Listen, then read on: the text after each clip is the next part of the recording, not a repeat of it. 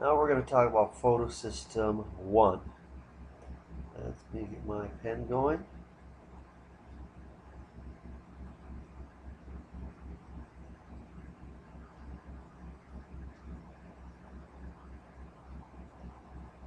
And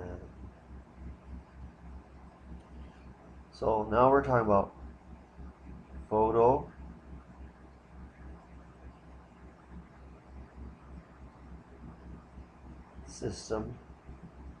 Make that a real T. 1, and it comes after Photosystem 2 because it was discovered second. Excuse my coughing. Now, Photosystem 1 starts the same way as Photosystem 2. It starts with the sun giving off photons, particles of light,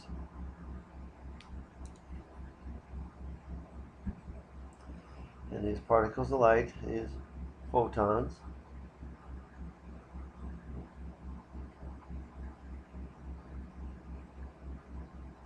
It's photons will once again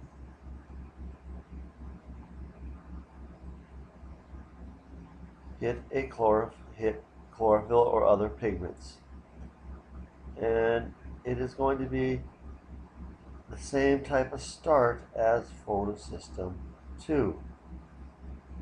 So we're going to have energy being transferred from pigment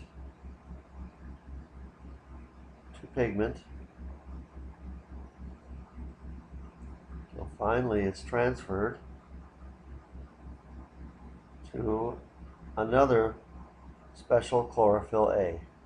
As I said, there is chlorophyll A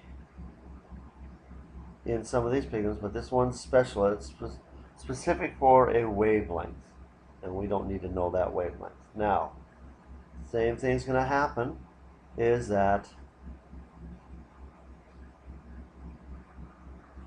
two electrons are taken off.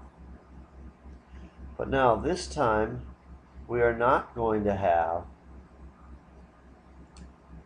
a water split, because remember, there are two electrons from Photosystem 2. At the end of Photosystem 2, there was 2 electrons left over.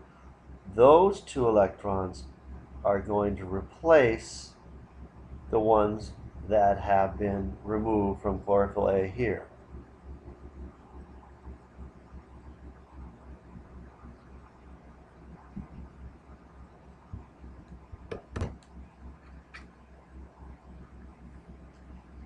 Now, once again,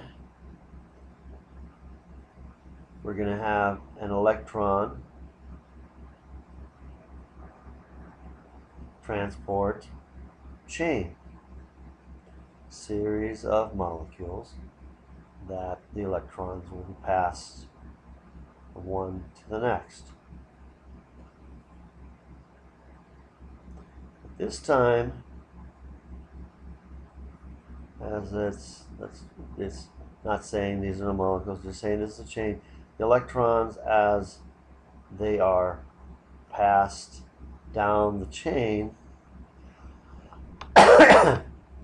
they're not pumping in electrons. What will happen, we're going to have another molecule come in here,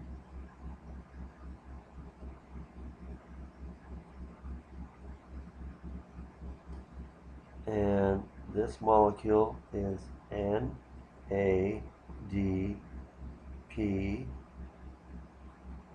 That should be a D plus.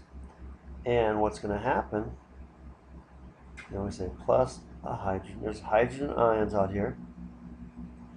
And these 2 electrons are transferred there, so it becomes NADP NADPH. Now, so it's what we call an electron carrier.